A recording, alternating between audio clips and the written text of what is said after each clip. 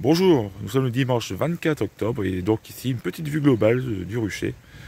Donc en tout, voilà, contrairement à ce que j'ai pu dire sur la vidéo, j'ai pas 8 ruches ici, j'en ai 9. Voilà. J'en avais zappé une. Alors j'en ai 3 vraiment inquiétantes.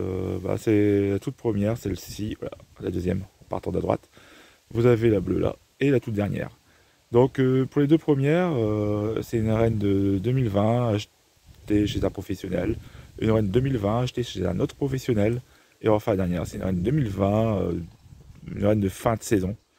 Alors, dans tous les cas, les colonies étaient assez bien portantes au mois d'août.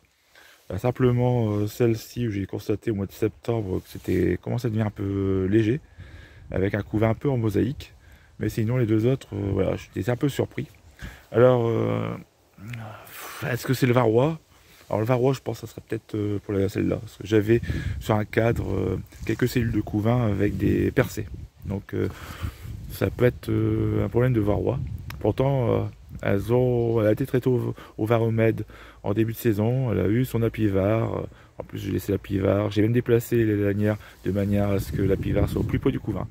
Et puis malgré tout, ça n'a pas dû être super efficace. Ça devait être assez infesté.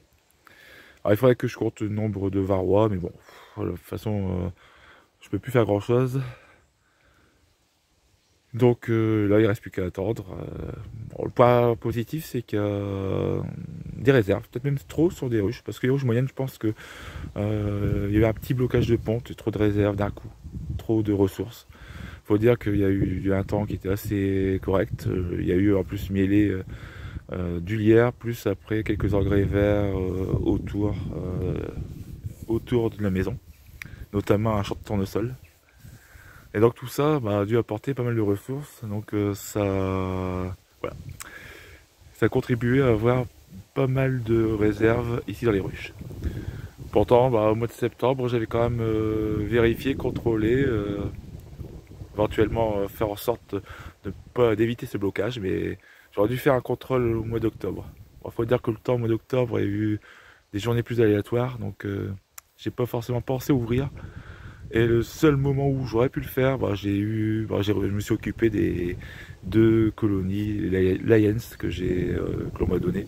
Donc j'ai pas forcément eu le temps de regarder de manière plus approfondie l'état des colonies sur ce rocher.